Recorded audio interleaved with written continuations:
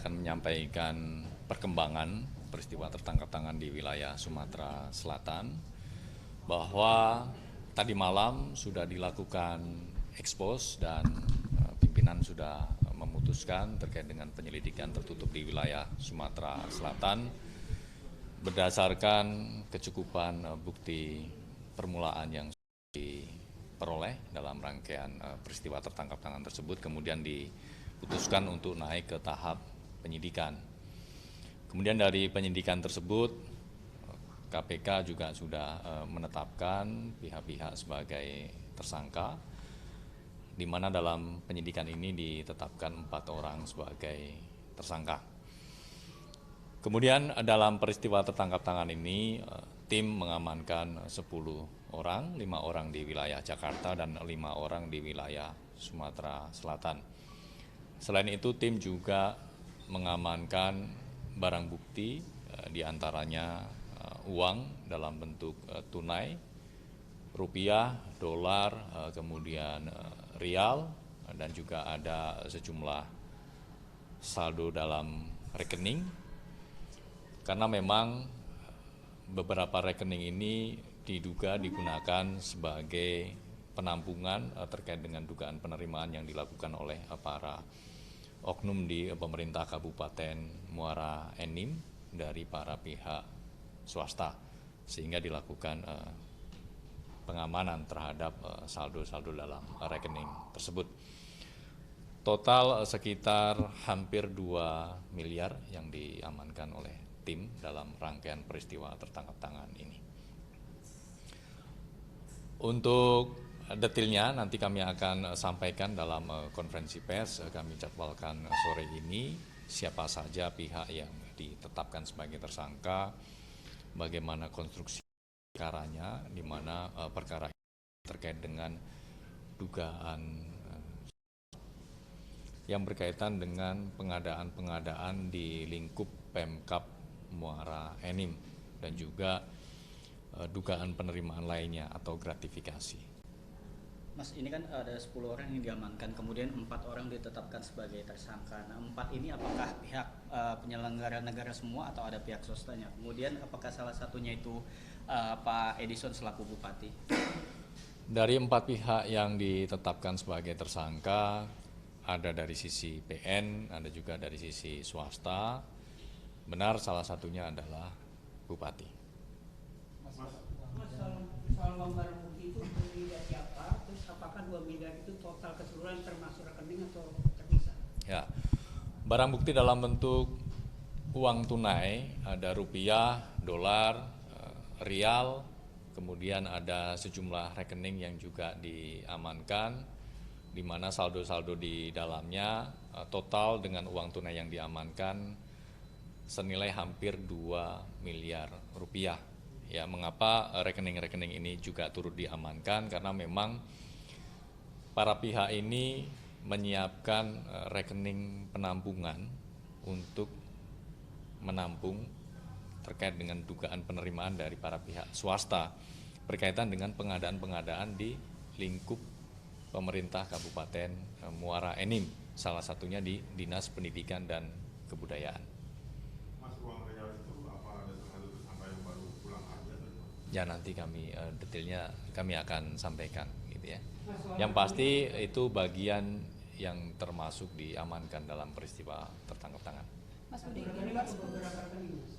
Kenapa? Biasanya kan kalau modus korupsi kan beberapa rekening. Betul, jadi memang para oknum ini menggunakan beberapa rekening nomini, kemudian menggunakan modus buka tutup rekening gitu ya, artinya membuka rekening untuk penampungan, nanti rekening itu sudah habis, sudah didistribusikan, buka lagi dengan rekening baru, begitu.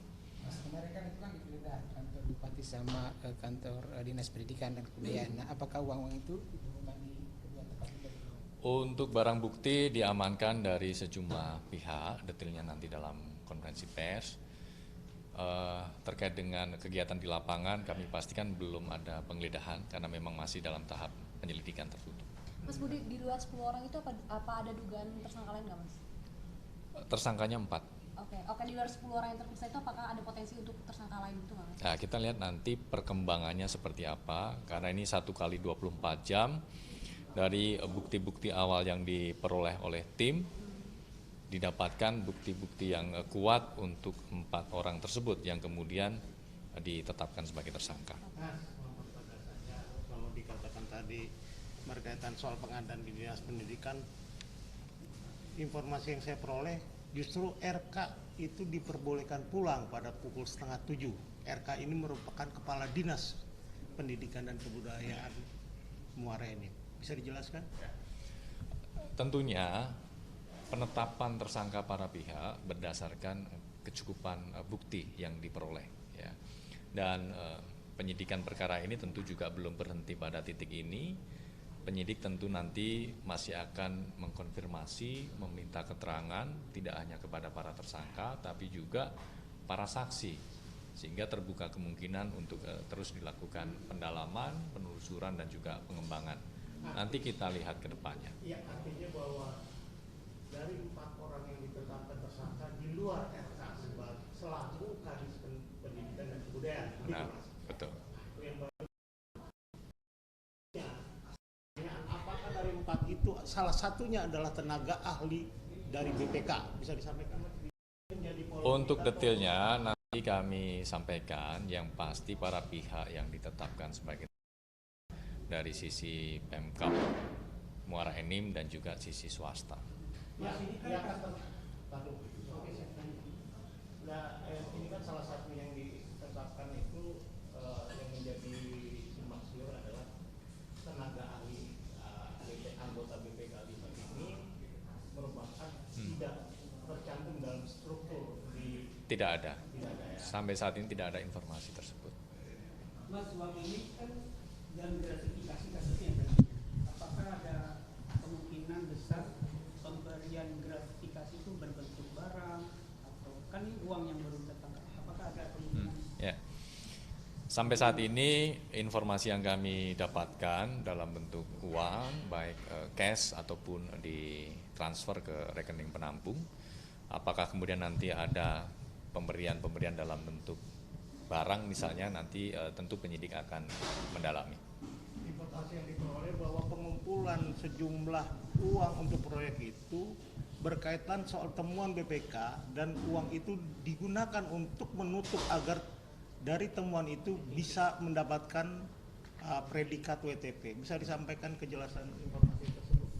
Untuk konstruksi detailnya nanti dalam konfes pasti akan dijelaskan, namun kami perlu sampaikan bahwa dalam perkara ini terkait dengan dugaan penerimaan yang dilakukan oleh penyelenggara negara di lingkup Pemkab Muara Enim ini berkaitan dengan pengadaan-pengadaan di kabupaten tersebut. Pengadaan apa sih Mas di Dinas Pendidikan? Ya, nanti detailnya kami akan sampaikan.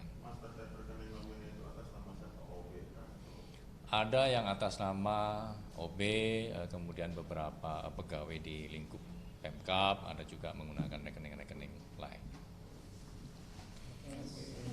Untuk ini KPK melakukan joint investigasi dengan Kortas Tipikor Polri, sehingga ini tentu menjadi wujud konkret sinergi antar APH, dalam hal ini KPK dengan Polri. Nanti kami akan sampaikan secara lengkap bagaimana konstruksi perkara ini, pihak-pihak yang ditetapkan sebagai tersangka, yang kemudian dilakukan penahanan. Kami akan sampaikan secara utuh dalam konferensi pers sore ini.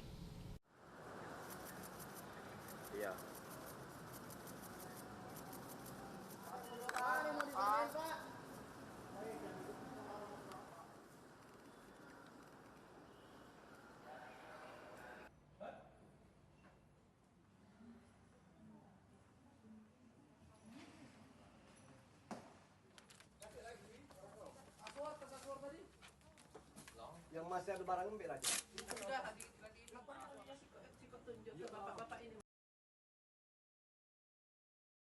Kecepatan informasi dan akurasi data adalah komitmen kami.